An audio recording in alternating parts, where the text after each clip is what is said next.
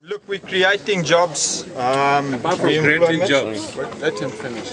Yes, go ahead. Apart from creating jobs, what other social responsibilities do you give to the community?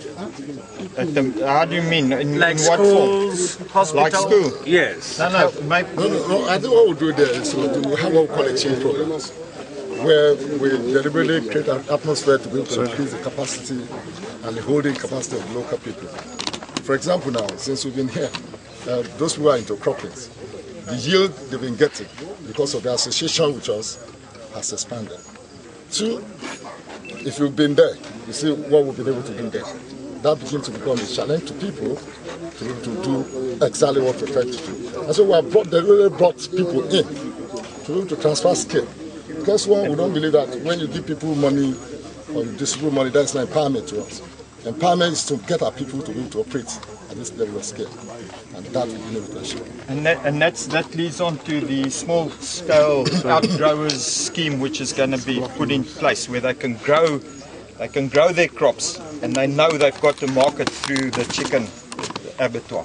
The most important thing for us is to be able to develop programs and schemes that will lift our people out of poverty. And you can't get out of poverty if you are doing handouts. The best way to liberate our people and get them out of poverty is to go to empower them through skill acquisition and things they could do by themselves to be able to earn money, capacity to be able to earn money. And that's what we're doing now. With the outgrower scheme, for example, we're looking at doing maybe another 5,000 hectares of farmland. And then we distribute this farm to these local people and then give them inputs, support them with their skill and then expertise. And then from there, somebody who has not earned money before begins to earn money. Not only that one, you now grow your own capacity to earn money. So whether you are here, you're anywhere, you've grown and you've grown. At the level of production, that is fine. What is the value addition quantity at the moment? Like I've mentioned before, if you pass through the farm we're coming from, you find out that we've done not only backward integration, we've also done forward integration. Okay, so we do chickens, but we grow our maize, we grow our soybeans, we compound them into feeds, which is a massive value addition. We feed them to these chickens, these birds. We don't sell birds raw. We dress them to table size. So that's the aperture where we process them into that one. And then we do that one, which is... Well, I think the most important thing what they produce here, they can't even meet the domestic market. Yeah. So the mere fact that we are producing here rather than importing from outside itself is a lot of value added to the economy in terms of jobs, in terms of meeting domestic consumption within, in terms of saving foreign exchange, because all this has to be imported from outside, in terms of increasing GDP, paying tax to government, which is part of it. And again, an example of what agriculture could be for private farmers, Nigerian farmers and others who want to come into this, I think this is a good example of what could happen. It's just the beginning yet. We don't know what the future will be. It's a long journey, and I believe this is good.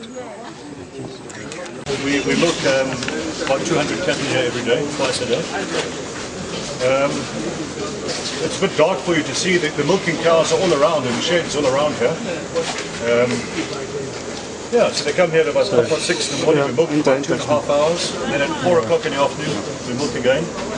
Presently, we're milking about 1,500 litres a day. But that'll rise shortly to over 2,000 because the new calves are starting to arrive. And new calves are also hatched here? Yeah, definitely. By artificial insemination? Yeah, definitely. They're all born here, and we imported 170 cattle.